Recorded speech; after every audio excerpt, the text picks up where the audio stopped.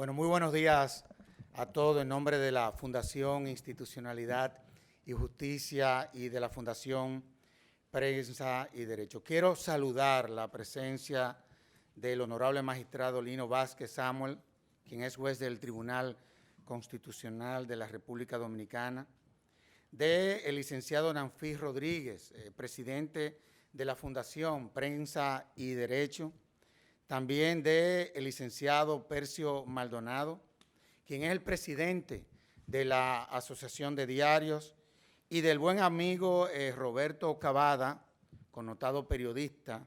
En fin, gracias por acompañarnos en esta ocasión a este panel en donde vamos a tratar sobre la libertad de expresión, partidos políticos, redes sociales, y vamos a hacer un análisis de la sentencia del Tribunal Constitucional 0092-19 sobre la inconstitucionalidad del artículo 44, numeral 6, de la Ley 3318 de partidos políticos. Saludamos la presencia de cada uno de ustedes a este importante espacio a que se pretende socializar el contenido de la sentencia emitida por el Tribunal Constitucional que declaró inconstitucional el artículo 44, específicamente su numeral 6, de la Ley 3318 de partidos políticos, movimientos o agrupaciones, disposición que configuraba dentro del catálogo de propaganda prohibida en el periodo de precampaña una especie de delito al imponer una pena por la difusión de mensajes negativos a través de las redes sociales que empañaren la imagen de los candidatos. Al momento de aprobarse la referida ley 33-18, una gran parte de la comunidad jurídica y sectores sociales advertimos con preocupación la falta de precisión de ese artículo y el riesgo de que en la interpretación y aplicación del mismo se perpetraran arbitrariedades en contra de los ciudadanos. A propósito de ello, la Fundación Prensa y Derecho, conjuntamente a los juristas Nanfis Rodríguez y Héctor Herrera, interpusieron una acción directa de inconstitucionalidad, de la cual el Tribunal Constitucional dictó la referida sentencia que estableció importantes criterios con relación a los valores democráticos que sustenta nuestra Carta Magna. Antes de pasar a las exposiciones de cada uno de los panelistas, quisiera enfocar algunas de las consideraciones expuestas por el tribunal en torno a la no correspondencia del artículo 44, numeral 6, con los preceptos constitucionales de libertad de expresión e información, principio de legalidad y razonabilidad, de manera que las mismas queden sobre la mesa para su debate y diálogo. Por otro lado, la afectación clara al derecho de libertad de expresión e información, pues tal y como señala el tribunal, y cito, cuando se fijan las limitaciones por medio de responsabilidades posteriores a este derecho, las mismas tienen que identificarse en la ley de manera expresa, clara y precisa, ya que las normas sancionatorias ambiguas, amplias o muy abiertas violan la seguridad jurídica, promueven interpretaciones que socavan desproporcionadamente el ejercicio del derecho a la libertad de expresión. Por otro lado, vale destacar también la ponderación del tribunal respecto a los argumentos presentados por los intervenientes, Senado de la República, Cámara de Diputados y la Procuraduría General de la República con relación a la protección del derecho al honor, a la reputación, a la intimidad, a la dignidad y moral de los candidatos de cara a la libertad de expresión y derecho de información.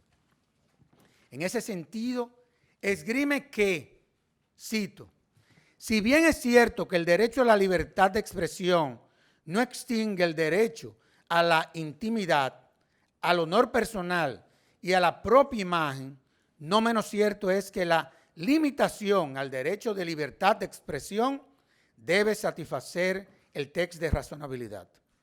Desde la lupa que recrean los criterios de idoneidad, de la necesidad y de la proporcionalidad. Un criterio de sumo interés que aporta el tribunal en la valoración, por un lado, de la intimidad, la dignidad y moral de los candidatos, y por el otro, el ejercicio íntegro de la libertad de expresión y derecho de información es que, cito, los funcionarios públicos están sujetos a un mayor escrutinio por parte de la sociedad, que está llamada a participar en debates activos y vigorosos que generarán necesariamente ciertos discursos críticos y ofensivos para los funcionarios públicos o quienes se vinculan voluntariamente a la formulación de la política pública.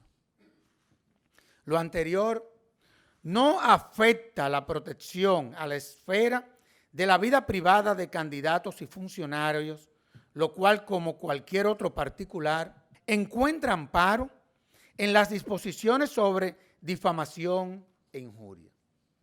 Queda entonces sobre el espectro del debate y especialmente en manos de la ciudadanía, los medios de comunicación que en el ejercicio de la libertad de expresión e información sean preservadas las fronteras que rozan con el espacio delimitado que protege la legislación en torno a la intimidad de estos sujetos en particular.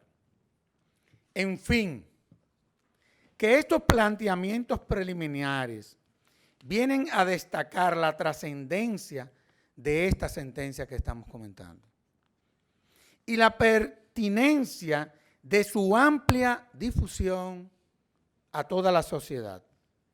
Ese ha sido el objeto de esta actividad, para contribuir a la sensibilización de todos los sectores sociales sobre la importancia de los valores y principios fundamentales de la Constitución, de la cual deben nutrirse las instituciones públicas y privadas para iluminar cada uno de sus actos.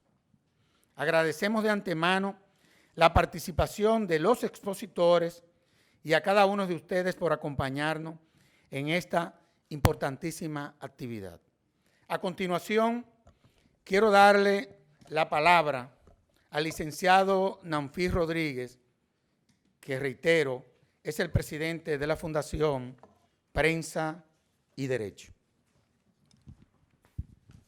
Muchas gracias, Sergio Tulio, y te felicito por el excelente resumen que has hecho de la sentencia, lo cual me economiza entonces a mí tener que entrar en los vericuetos jurídicos, porque ya tú has puntualizado muy bien todo el tema del principio de proporcionalidad, de razonabilidad, todo el tema relacionado con los límites del derecho punitivo.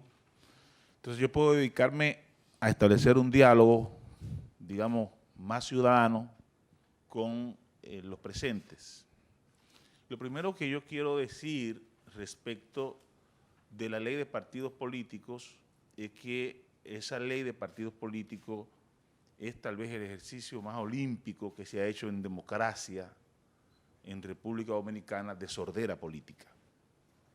Después de 15 años de discusión en el Congreso Nacional, finalmente la ley de partidos políticos fue un gran diálogo de sordos, un instrumento que utilizó el poder de turno para imponer una serie de situaciones y de apetencias relacionadas que rompían además el parámetro constitucional de los partidos políticos.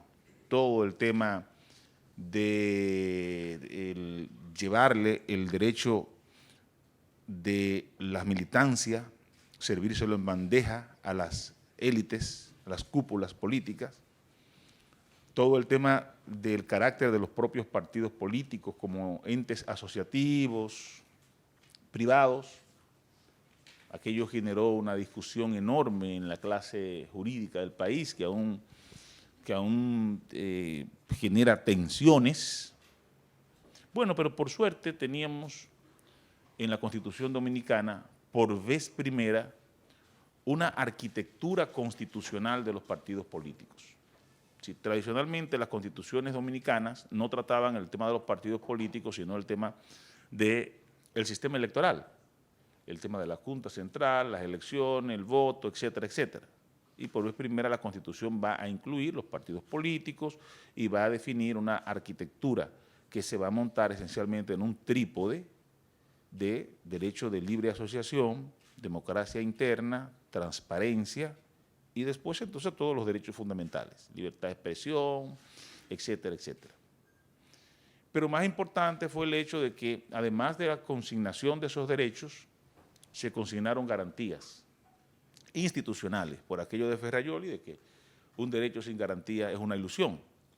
Entonces se creó el Tribunal Constitucional y eso permitió a la Fundación Prensa y Derecho articular esta acción de inconstitucionalidad contra una parte de la ley 33-18, artículo 44.6, referido a un extraño tipo penal que creaba la ley, referido al tema de mensajes negativos.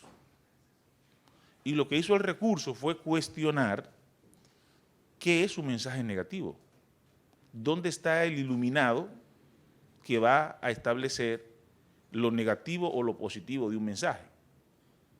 Igualmente el recurso se viene a preguntar sobre cuestiones, ¿qué es el debate político, el debate público? ¿Es un idílico jardín de bromelias, hortensias y dalias, o en el que serpentean los políticos como príncipe, en una actividad principesca, o el debate político es realmente este jardín de rosas y espinas, sobre todo para quien lo ejerce? ¿Y qué es para el ciudadano el debate político? Es decir, pensando un poco en Sartori. Entonces uno concluye que definitivamente toda la idea de mensajes negativos es una idea un poco extraña al debate político, porque el debate político se compone justamente de mensajes positivos y de mensajes negativos. Es más, yo diría que se compone más de mensajes negativos, que son las llamadas informaciones controversiales, que de mensajes positivos. Y es un derecho del ciudadano recibir una integración íntegra por una razón fundamental. Eso es lo que va a configurar eso que se llama, ese amasijo llamado opinión pública. En ese tenor, la sentencia 0092-19 del Tribunal Constitucional va a discurrir sobre unos aspectos interesantísimos que a vuelo de pájaro les voy a decir, gracias a la economía procesal que me ha permitido el doctor Castaño Guzmán al resumir espléndidamente la sentencia. Yo voy a detenerme específicamente en el tema de redes sociales, que es la novedad de la sentencia. Yo diría que solamente en los tribunales constitucionales, la Corte Constitucional Colombiana recientemente y el Tribunal Constitucional Dominicano han abordado un tema que todavía crea mucho escozor en la clase política y muchas preguntas por responder en la clase jurídica, de cómo tratar el tema de las redes sociales, de si constituyen nuevos medios, si este problema de los delitos de difamación e injuria son los mismos delitos que se configuran en los medios tradicionales. Y la sentencia empieza haciendo una reflexión sobre el valor de las redes sociales en el sentido de que van a representar una ruptura del paradigma clásico del manejo de la información controlada por las élites de la opinión pública, en el sentido de que los medios tradicionales se han dejado de tener el monopolio informativo y todo este fenómeno del periodismo ciudadano y de un gran carrusel de emociones que discurre por Twitter, Facebook e Instagram, pues va a romper ese paradigma clásico de la información pública. Y dice el Tribunal Constitucional que ese es un espacio amplio, importante para la democracia y que hay que preservarle unos límites y unas garantías igualmente amplios. Yo creo que ese es un aporte muy significativo de esa sentencia 0092-19. Iniciar el debate sobre la naturaleza jurídica de los delitos de difamación e injuria, delitos contra el honor que se puedan cometer en las nuevas plataformas de la información y la comunicación. El otro aspecto, otra pregunta interesante que se plantea el Tribunal Constitucional es justamente estos delitos que se cometen en redes sociales.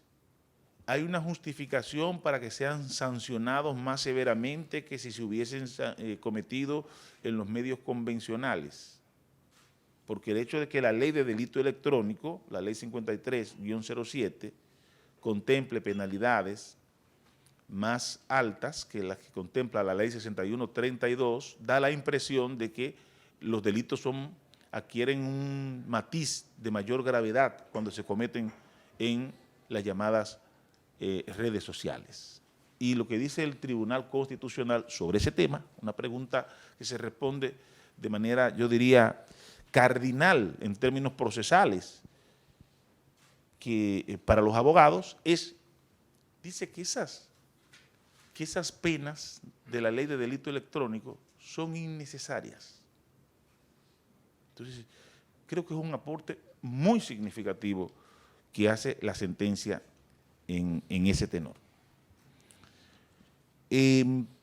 Obviamente, para no excederme del tiempo, quedan muchas cosas en el tintero, pero quiero concluir de la siguiente forma. No es que se deje de reconocer que existen riesgos en el tema del ejercicio de la libertad de expresión, relacionado clásicamente con el discurso del odio, pornografía infantil, asuntos de seguridad nacional, el mismo tema de los delitos contra los particulares relacionados con derecho al honor, a la intimidad, a la propia imagen. Es decir, esos riesgos son latentes. Estamos ante un desafío que debe tener como principal objetivo preservar el espacio público que se ha creado en redes sociales. Debe ser cualquier norma que sobrevenga tiene que tener como premisa constitucional, como premisa fundamental, la preservación del espacio público que se ha creado. Y eso solamente se puede hacer de una sola manera. No vamos aquí como el coronel Aureliano Buendía a descubrir el hielo. Se puede hacer de una sola manera. Existen los estándares internacionales del derecho internacional de los derechos humanos, que están contenidos en los tratados internacionales de derechos humanos. Esos tratados lo mismo protegen la libertad de expresión que los derechos de los particulares. Yo creo que ese debe ser el parámetro del legislador. En ese tenor, el legislador dominicano debe tener muy en cuenta que al momento de dar respuesta al desafío que le presentan las redes sociales y los nuevos medios, lo tiene que hacer en el contexto del derecho internacional de los derechos humanos. Muchas gracias. Muy bien.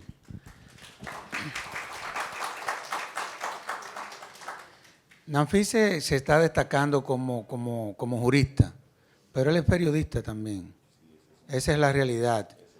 Y en esta ocasión confluyó esa visión del periodista con el jurista. Y vale la pena uno leer el recurso que ellos interpusieron. No tiene ningún tipo de desperdicio. A continuación yo le voy a dar la palabra al honorable magistrado Lino Vázquez, porque la verdad es que el voto salvado de él, que es respecto a la censura previa en el marco del ejercicio del derecho a la libertad de expresión, la verdad es que es algo digno de que todos los que estamos aquí le prestemos atención. Pues la verdad es que ahí no hay desperdicio, ningún tipo de desperdicio, y por eso cuando estábamos diseñando esta actividad, tanto Nanfi como yo le pedimos a Lino que le diera la oportunidad a la sociedad dominicana de que no los jueces hablan por sentencia, pero que en esta ocasión él no lo dijera, quizás no los explicara, quizás con mayor claridad, aunque está muy claro. Y a continuación entonces quisiera darle la palabra a él. Muchas gracias, Servio. La verdad es que cuando me llamaste me planteé un dilema.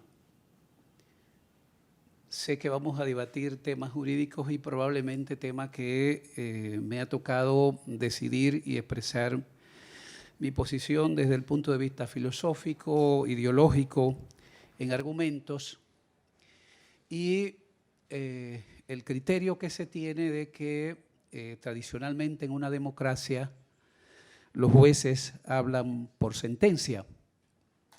Y hablan cuando les pregunten aquellos que tienen calidad, capacidad de actuación para preguntarles. Y esos son los ciudadanos. Por consiguiente, en el dilema me planteé, como es un espacio académico en el que compartiré con académicos y con líderes de opinión y hacedores de opinión, me parece que no puedo decirle que no. De hecho, nunca le he dicho que no a Servio cuando gentilmente nos ha invitado a compartir saberes o a expresar punto de vista. Este espacio lo comparto con ustedes, que además son miembros de la comunidad jurídica de la República Dominicana y de la comunidad de intérpretes. Y qué bueno que sea así, porque cuando se habla de un voto, en este caso un voto particular que puede expresarse como voto salvado o como voto disidente, en nuestro caso afortunadamente es un voto salvado porque era imposible emitir una disidencia respecto de una sentencia que, como ha dicho Servio Tulio, no tiene desperdicio en tanto la carga argumentativa con que resuelve una cuestión que pendía en la sociedad dominicana como sociedad democrática y que de algún modo pretendía arrodillar al ciudadano como una especie de extensión del populismo penal, esta vez para coartar la expresión y difusión del pensamiento. Por consiguiente, el tribunal hizo una sentencia muy importante con la que yo me identifico absolutamente. Y solo algunas cuestiones que me parece que el tribunal no la abordó, quise dejar sentado ese criterio para el futuro, para las presentes y futuras generaciones, para los estudiosos del derecho, para los estudiantes del derecho, que cuando una norma penal por su característica de norma prohibitiva pende sobre el derecho a la información como una amenaza de una sanción, esa norma penal se convierte en una censura previa o una autocensura. ¿Y cómo pudimos llegar a esa cuestión? En primer lugar, nos ayudaron los accionantes. Insisto, cada vez que un juez constitucional o cualquier juez de un tribunal tiene argumento sólido planteado en la cuestión inicial, el camino para la solución se facilita. Y una de las cuestiones que plantearon los accionantes era que la norma por igual violaba el artículo 49 de la Constitución, que dispone que toda persona tiene derecho a expresar libremente su pensamiento, ideas y opiniones por cualquier medio sin que pueda establecerse censura previa. Ese es el punto de partida de este voto. Y hay una discusión. Bueno, pero es que la sanción solamente se va a producir a partir de la emisión de la opinión. cuando los ciudadanos, y en este caso a través de las redes sociales, emiten una opinión, es a partir de la emisión de esa opinión que se va a producir la censura previa. Ese fue el criterio del tribunal y por esa razón rechazó el planteamiento de los accionantes.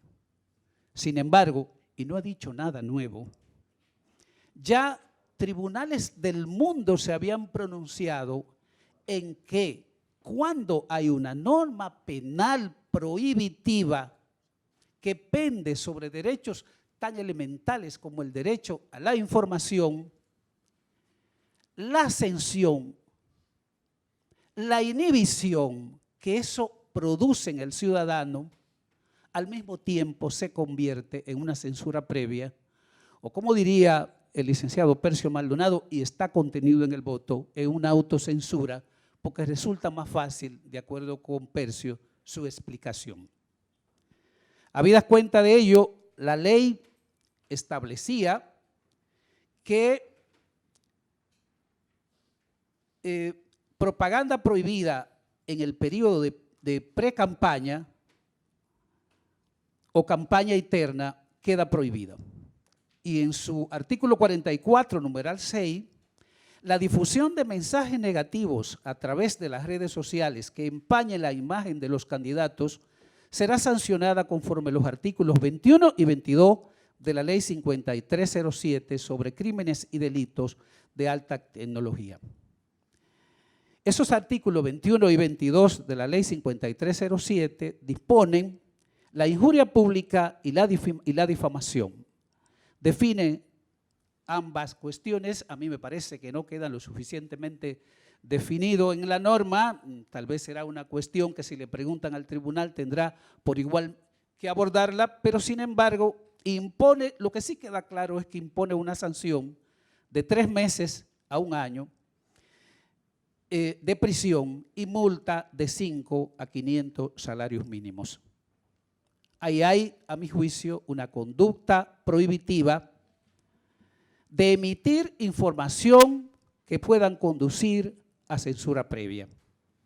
Por consiguiente, me parece que el punto de partida es que esa presunción de sanción provoca en el ciudadano, en el auditorio dominicano, en los ciudadanos dominicanos, una afectación que a mi juicio conduce a una afectación al principio democrático. En un auditorio en el que se planteen candidaturas, la actividad del ciudadano deberá ser siempre cuestionar o emitir juicios a favor o en contra de esa candidatura. Por consiguiente, si el ciudadano emite un juicio que pudiera denominarse como campaña negativa, lo cual no quedaba lo suficientemente claro en la norma, y esa fue una de las razones por las que se declara la inconstitucionalidad, ese juicio que emitía el ciudadano estaba supuesto a llegar al tribunal. Un dilema. Si llegaba al tribunal, el ciudadano sentía previamente una amenaza de que por emitir una supuesta campaña negativa podía llegar a un tribunal y aun cuando la supuesta campaña negativa fuera cierto, hay una expectativa de una sanción de tipo penal, de tipo prohibitiva. Y esa sanción de tipo penal produce en el ciudadano preocupaciones serias. Y esas preocupaciones se daban en que podía ser un sujeto de sanción. Y aún demostrara en el tribunal que la campaña a la que se refirió respecto del candidato era cierta y era seria, no tiene control de las expectativas de sentencia de ese tribunal. Lo que digo es que cuando nosotros concurrimos a un tribunal, no tenemos certeza de la decisión final de ese tribunal. Por consiguiente, era una inhibición para que el ciudadano no emitiera una opinión respecto de la actividad de un ciudadano que pretendía convertirse en funcionario público, de un ciudadano que sería atendido en términos de salario a partir de los impuestos fidedignos que paga ese otro ciudadano, y entonces él no podía controlar su actividad por el riesgo a terminar en una sanción. Me luce que el miedo es peligroso para desalentar el pensamiento, la esperanza y la imaginación. Dijo la Corte, el miedo engendra represión, la represión engendra odio, el odio amenaza un gobierno estable, el camino de la seguridad reposa en la oportunidad de discutir libremente pretendidas reivindicaciones y remedios propuestos, y que los buenos consejos son el remedio adecuado contra los malos en una sociedad. Aquí yo termino sin decir lo siguiente, y esa fue la conclusión de nuestra aseveración en el voto. Aunque comparto la solución adoptada por la mayoría, entiendo necesario dejar constancia que desde mi punto de vista la cuestionada norma no solo es inconstitucional por vulneración de la libertad de expresión e información, de los principios de legalidad y razonabilidad y el artículo 13 de la Convención Americana de Derechos Humanos, sino también porque conduce a la autocensura, por lo que salvo mi voto concurriendo en los demás aspectos de la decisión. A mí me luce que esa norma también era censura previa y autocensura. Muchas gracias. Gracias, magistrado.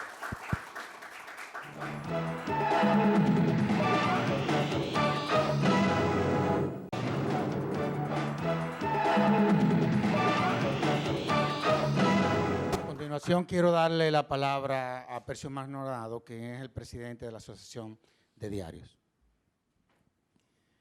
Buenos días.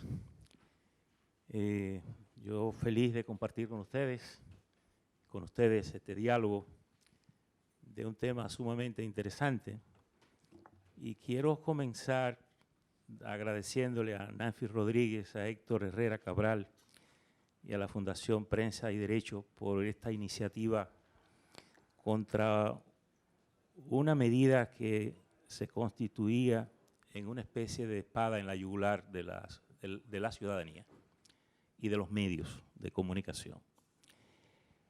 Tal vez el hecho de que me hayan precedido 3 intervenciones me permite ahorrarme algunas cosas que tenía escritas para decir otras. Agradecerle al magistrado Lino su voto salvado, igual que al doctor Valera, que trata otros aspectos de la Constitución, porque creo que esta es una lucha larga. Históricamente ha sido larga, porque la libertad de expresión es la lucha por la libertad. Y recuerdo, tal vez valdría la pena mencionar aquí, que el poeta John Milton en Inglaterra, Reino Unido, en el 1643, produjo un debate sumamente interesante en torno a un matrimonio que había él tenido con una jovencita de 17 años que lo había abandonado. Y él escribió entonces una instancia, lo que se consideró una instancia, al Parlamento inglés para deshacer el matrimonio frente al abandono de la jovencita. Y la decisión del Parlamento fue no solo rechazar el recurso, sino someterlo por inmoralidad, porque era una acción contra el matrimonio.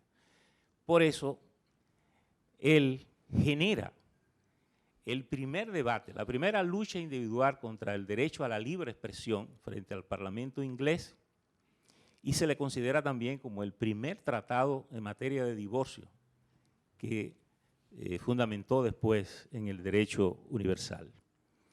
Y fíjense que casi 140 años después, es en la Revolución Francesa, en 1789, cuando esta lucha individual encuentra una expresión colectiva y se universalizan los derechos humanos, la Revolución Francesa. Eso quiere decir que esta persistencia va a durar mucho y no se terminará nunca.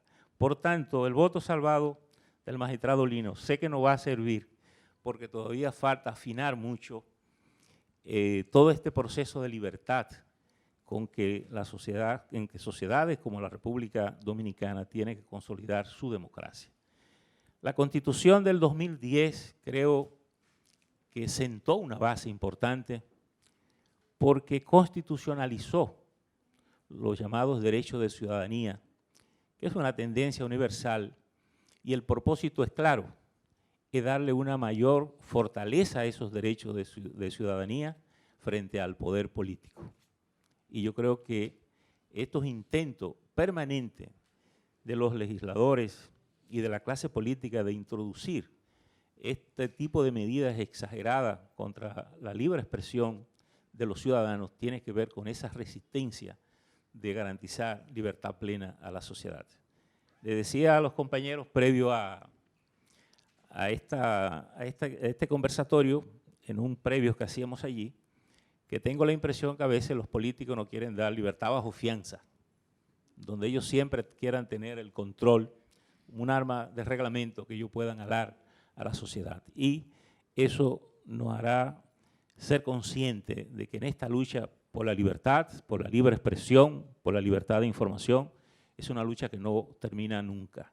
E incluso uno observa a nivel internacional que en muchas democracias consolidadas surgen este tipo de intento de producir escollo en la libre expresión cuando el poder se siente cuestionado o amenazado en algún aspecto. Por tanto, yo creo que cuando Steve Jobs quería conquistar al gerente general de la Pepsi Cola para venir a trabajar con él en el desarrollo tecnológico, le dijo una expresión de una contundencia extraordinaria. Ante la resistencia de su comodidad, de buen salario y bienestar, él le dijo, es tu decisión pasarte el resto de tu vida vendiendo aguas con azúcar o venir conmigo y transformar el mundo. Y la frase tuvo tanto poder que el hombre dejó su trabajo como divino con Steve Jobs. Y lo que han hecho, el desarrollo de la tecnología, es justamente cambiar el mundo y cambiar la comunicación, que es a lo que se refiere esta sentencia del Tribunal Constitucional y que es el intento de los legisladores de evitar que los ciudadanos se expresen a través de las redes. Pero el cambio ha sido tan impactante, tan profundo en la realidad comunicacional en el mundo de hoy, que no son solo las expresiones de los ciudadanos, es que los medios convencionales todos corren a través de las plataformas de las redes sociales. Sería impensable que un periódico, una televisión, una radio no tenga una estructura en las plataformas sociales, las plataformas digitales. E incluso ahora surge la televisión digital,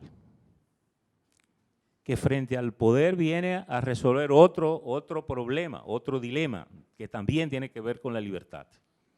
Conseguir una frecuencia de radio o de televisión, lo primero que había que tener un vínculo político, un contacto político y posiblemente gestionar mucho frente al poder.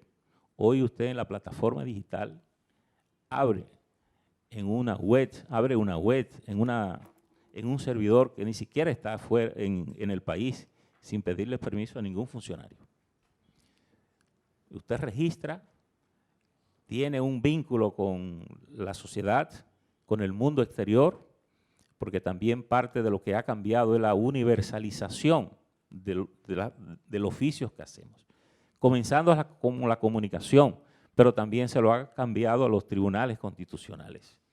Y se lo ha cambiado a la economía, y se lo ha cambiado a la política. Y por tanto, nosotros tenemos una enorme responsabilidad aquí, que es que todo cuanto hacemos y decimos, debemos asegurarnos de que tenga algún valor para alguien que nos vea en algún rincón del planeta. Que posiblemente nunca llegaremos a saber cuántas personas leerán el voto salvado del magistrado Lino y a cuántas personas y a cuántos tribunales le va a ser útil para definir conceptualmente aspectos que tienen que ver con la libertad. Esa es la realidad del mundo de hoy y yo tengo la esperanza de que lo que el Tribunal Constitucional comenzó ayer, en el día de ayer, creo que ustedes tuvieron la primera audiencia sobre la ley del régimen electoral y continúa el 21, esos aspectos que también se han introducido en el régimen electoral se echen al suelo. Porque tenemos otro punto en la agenda en esta discusión, que es la nueva ley 6132, que tiene que ver con la comunicación, y que ese nuevo proyecto incluye otros aspectos de la Constitución del 10, como es el derecho al honor, a la intimidad, que no están regulados, a pesar, y Servio Tulio lo mencionaba ahorita, a pesar de que tanto el Senado, la Cámara de Diputados y la Procuraduría General de la República defienden a puño y espada, a pesar de que no hay una ley que regule ninguno de esos aspectos, pero estamos discutiendo con el Congreso que se definan los alcances del honor, de la intimidad y del derecho a… ¿Cuál es el otro aspecto? De la imagen, derecho a la intimidad y derecho al honor. Todos esos aspectos están en la Constitución, pero no están definidos en una ley adjetiva como para saber cómo un juez define qué es el honor, cuándo una persona puede demandar porque le han violentado su intimidad.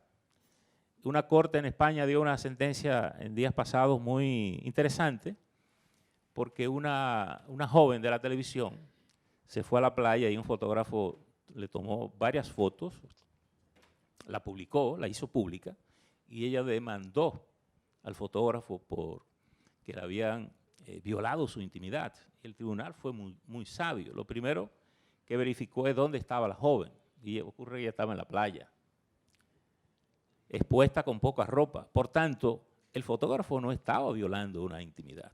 La hubiese violado si el fotógrafo mete el lente en su habitación, en su recámara, y puede sacar fotos en situaciones imprudentes. Por tanto, esos aspectos aquí en República Dominicana no han sido definidos por el Congreso de la República.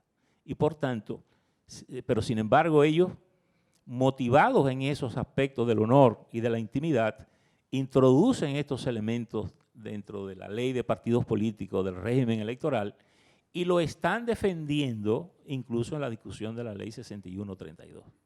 Por tanto, yo creo que esta conversación es interesante, esta iniciativa es interesante, de ir desmontando todos estos aspectos negativos como una forma de vencer la resistencia a los legisladores y al sector político de República Dominicana para que garanticen una democracia de pleno derecho. De manera que este es el aporte, estos son los comentarios que puedo hacer como aporte a esta conversación, a esta iniciativa que también sumo a Finjo por organizar este conversatorio.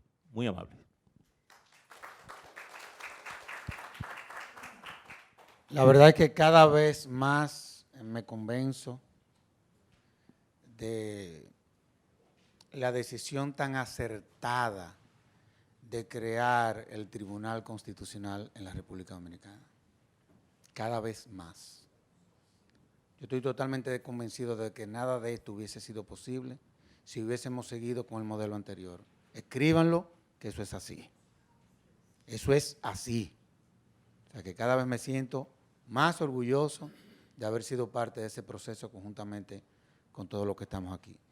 Bueno, te toca a ti, Roberto Cavada.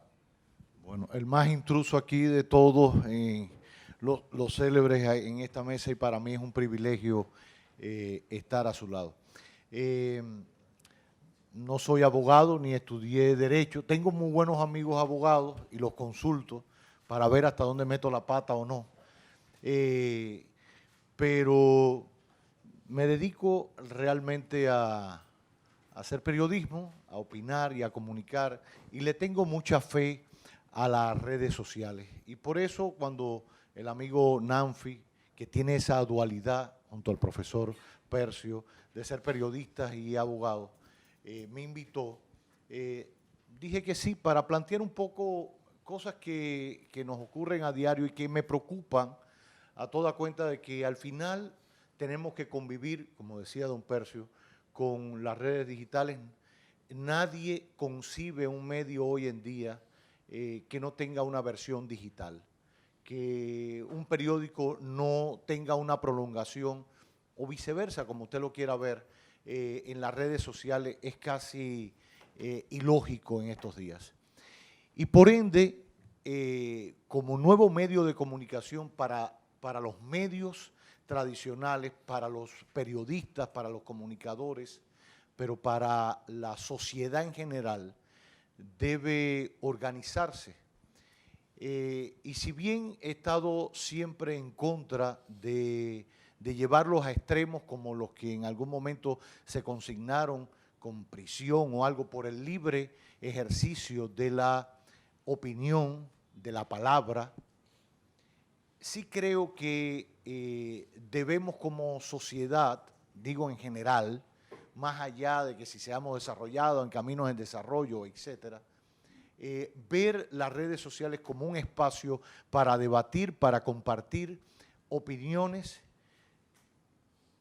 que debe manejarse con madurez en el propio proceso de la utilización de la herramienta, que la norma la vaya haciendo el propio comportamiento humano a la hora de utilizarla, que en el camino vaya quedando quien no aporta, quien agrede, quien ofende,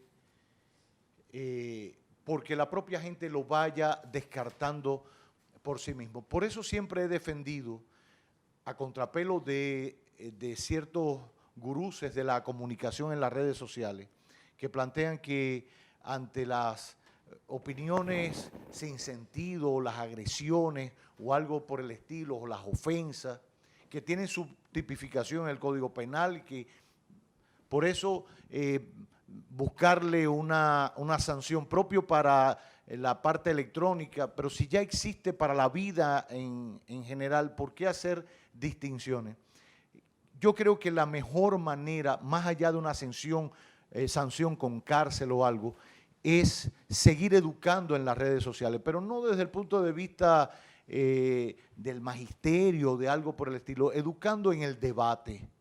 A veces nos rehusamos a debatir porque como vemos esto que es un circo en la red y opina cualquiera y cualquiera, tiene ahora la oportunidad, tiene un celular, un teléfono inteligente y se cree reportero, y eso nos va a llevar a un debate mucho mayor que no pretendo ahora, si el periodismo se estudia o no, o la comunicación, si es un oficio o una carrera profesional, quienes tienen derecho a comunicar, quienes no, quienes tienen esa categoría. Más allá de eso, sí todos tenemos derecho a opinar y a ser escuchados, pero debemos opinar con argumentos, y el criterio que quede en el camino es el que se puede enfrentar con mucho mayor argumento, con un criterio más sólido desde el punto de vista educativo. Está en lo que podamos nosotros debatir y discutir en las redes, no tenerle miedo a ese debate, no rebajar el debate, mantenerlo con altura, aportar opiniones, y eso convencerá o vencerá. Y es ahí el valor pedagógico que veo en el ejercicio de la libertad de expresión en las redes sociales, que no lo daban los medios tradicionales, que eran unidireccional. Este es bidireccional, multidireccional. Hoy, por ejemplo, viendo la prensa escrita, al final la sigo viendo, y para mí es importante mantener el olor de la tinta en la mañana. Creo que me convence todos los días de seguir en esto, porque a veces escuchar cómo te ofenden con una facilidad, o intentan ofenderte con una facilidad tremenda en las redes sociales, te puede cuestionar y tú dices, ¿para qué seguir en esto? ¿Qué sentido tiene si esto es una selva y cualquiera dice? Pero al final, ¿en quién van a creer? ¿En la selva? ¿Van a creer en el que todos los días se levanta a hacer su trabajo de manera honrada, a opinar, a sacrificar su familia por opinar? Mucha gente pone en juego familiares, hace un sacrificio importante en su vida privada para poder ejercer la opinión, para poder convencer con argumentos. Entonces yo creo que eso al final pesa. Y un debate que tenía desde anoche era si lográbamos tener una imagen, por ejemplo, de David Ortiz en la camilla cuando lo sacaban, ¿lo publicábamos o no? Entubado con todo. Era una invasión a la privacidad, estábamos violando algo que incluso el propio David, antes de perder su conciencia, había dicho que no se publicara o no se vulnerara esa privacidad, que no quería aparecer en una camilla llena de tubos. Como medios tenemos derecho a publicarlo y quizás esté de alguna manera indirecta cuestionando a un gran amigo y a un medio del grupo para el que trabajo, que fue el único que publicó una foto de él en esas condiciones. Entonces, es un debate que nos planteamos a diario, porque tú dices, bueno, pero al final las redes lo publicaron, y al final las redes publicó la sangre, y al final las redes publicó a aquella mujer dando vueltas, enseñando su parte íntima en una clínica, discutiendo con otra. Ahora, eso debe ser la norma de lo que queremos transmitir como hacedores de opinión, como medios que tienen una versión digital, por ganar más like o no, hasta dónde vulneramos la intimidad de las personas, hasta dónde jugamos con ellas por satisfacer un ego personal o un ego de medio o por competir por esas banalidades. El debate nos tiene que llevar a cuestionarnos a diario eso. Y las propias redes y su trabajo irán imponiendo las normas para ese ejercicio donde la ética siempre tenga el peso fundamental. Que seamos nosotros los que impongamos más que una ley o una sanción, ¿quién descartamos de nuestros seguidores? A veces alimentamos eso y decimos, no, yo no quiero más like, pero buscamos la primera foto para decirlo y para alimentar esas cosas tan a veces grotescas y mundanas, porque el ser humano también se alimenta de eso. Está en nosotros y porque vivimos en sociedad, ver cómo nos limitamos, pero sin que nadie lo imponga, por el simple ejercicio de la persona instruida, la persona culta, la persona que respeta al prójimo. Y eso viene dado en valores, viene dado en educación, en pedagogía, desde la casa, la escuela, el comportamiento con nuestros iguales. Era la reflexión que quería hacer desde el punto de vista periodístico y comunicador, al que le afectan las leyes y el que tiene leyes en que apoyarse para ejercer su profesión. Pero limitarlo con el peso de la ley, sin ver el rol de las redes en estos tiempos y hasta dónde llegará, a veces es contraproducente. Ya lo han dicho los abogados y los periodistas abogados que hoy tengo el privilegio de acompañar en esta mesa. Que el ejercicio desde la pedagogía, desde la verdad, desde el argumento para aportar, sea lo que rija las redes sociales, lo que norme y discipline las redes sociales, le ponga altura a ellas y no una simple ley. Bueno, finalmente voy a darle la palabra al presidente del Colegio Dominicano de Periodistas, Adriano de la Cruz, quien nos acompaña y quien nada sobre todo lo que ha sido este proceso va a decir algunas palabras.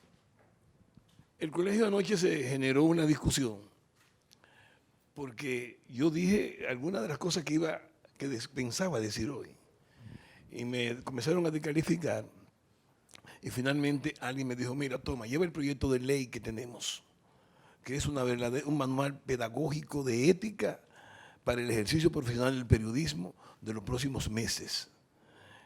Le estamos presentando nuestro proyecto de ley, y espero que los demás lo manden a buscar al colegio o lo busquen en nuestra página web, porque consideramos que va a ser reglamento del ejercicio periodístico, que involucra también un diccionario sobre ética profesional. Y nada, queremos hacer muchas cosas que quizás se reduzcan a la mitad al final, porque los colegios son centros de investigación y de estudio y de preocupaciones futuras para el ejercicio presente, un jueguito de palabras y de tiempo, pero que realmente es así. La gente entiende al colegio como un instituto donde cualquier cosa que le pase al periodista hay que protestar y emitir una nota de protesta, y la gente pregunta, bueno, ¿y el colegio qué va a decir?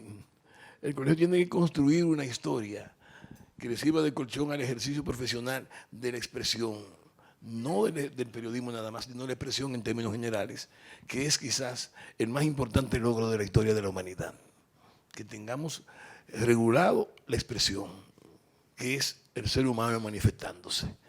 Y es a partir de ahí que nuestro proyecto entra en juego con todas estas cosas que se están discutiendo hoy. Hablar sobre el artículo 44.6 del proyecto de ley. Yo no sé quiénes son los legisladores que elaboran este tipo de cosas, pero hay un espíritu malsano, con un autoritarismo efectivo. Hay un empeño por cerrar todas las puertas de expresión. Hay una formidable capacidad de hacer que más nadie diga nada después de ellos. Por eso es el proyecto de ley que tenemos. Ese proyecto de ley, y además esto que se está diciendo aquí, y esta cosa tan tremendamente pesada que está diciendo el doctor Nanfí, y que don Lino nos apoya, y naturalmente Percio es un defensor a rajatabla de cuanto decimos, y la belleza extraordinaria con que Roberto acaba de señalarlo. Es decir, aquí hay un grupo de hombres, y detrás de todo esto también está mamá, para mencionar a las madres, que nos han forzado a que estas cosas sean reales y se defiendan. Para nosotros, intimidad, dignidad, honor y reputación van a ser los elementos que estarán permanentemente discutiéndose en los próximos tiempos. Y de esto tiene que quedar bien claro cada concepto, qué son cada una de estas cosas. Y no vamos a tener duda en el momento en que tengamos que aplicarlas y conocerlas. Por eso le estamos presentando con un proyecto de ley y vamos a estar yendo a todos los lugares para decir que estas cosas son las que tienen que funcionar en cualquier proyecto de ley que tenga que ver con comunicación y expresión. Y en el momento en que vayan a evacuarse sentencias, que estos elementos, que estos valores predominen, que estén a la orden del día. Ya no sea que no sea una simple pedagogía, sino que sea el espíritu que norme la cultura de esta sociedad. Tenemos que estar en la avanzada. Si hemos sido avanzados en todas las luchas de los últimos 70 años, ¿por qué no seguir avanzando y siendo cabeza en los demás días que están por venir? Y con estos jóvenes que nos apoyan en las labores que estamos realizando, creo que la historia de la comunicación tiene firmes y preclaros defensores que en el futuro, entiéndase pasado mañana, después que se emitan esas sentencias, nosotros estaremos en condiciones de seguir funcionando desde el punto de vista de un sano ejercicio de la comunicación y la libertad de expresión. Gracias.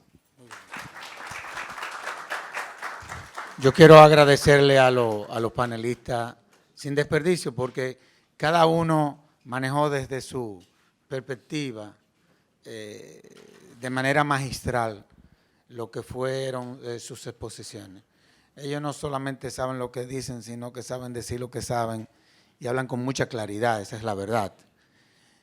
Y es verdad, la prensa, la FIJUN no hubiese llegado donde ha llegado si no hubiese sido con el apoyo de la prensa. Esa es una realidad. O sea, la prensa es probablemente una de las herramientas, de los medios, en fin, más importante que se pueda tener en cualquier país. pero la prensa ni se escribe, ni se dice, se construye. Y yo creo que es lo que estamos haciendo con la celebración de este tipo de actividades, es decir, seguir fortaleciendo todo lo que tiene que ver con la libertad de expresión. Nos quedan un minuto. Yo quiero que tú, como coauspiciante de esta monumental actividad, yo quiero que seas tú quien la cierre. Bueno, agradecer a todos los amigos que nos han acompañado en el panel del comentario de esta sentencia. Yo pienso que en el tema de la cultura constitucional, las sentencias no solo se deben dar, sino que hay un efecto que se produce en la sociedad de absorción de las sentencias constitucionales que al fin y al cabo van a definir un nuevo estado de cosas. Dentro de todas las reflexiones que se han hecho, muchas de las cuales son reflexiones del pensamiento clásico, pero yo me voy a quedar con una reflexión que ha hecho al cierre Adriano de la Cruz, cuando ha dicho que hay un espíritu autoritario, una formidable capacidad de que nadie diga nada después que el poder habla. Eso es muy peligroso. Creo que contra eso debemos luchar. Gracias, Sergio Tulio. Señores, en nombre de la Fundación Prensa y Derecho y de la Fundación Institucionalidad y Justicia, le agradecemos de verdad, le decimos hasta entonces. Y en esta ocasión los invitamos a un refrigerio para seguir debatiendo este tema que parecería que va a ser para toda la eternidad, como decía Persia. Así que muchísimas gracias a todos y que pasen un buen día.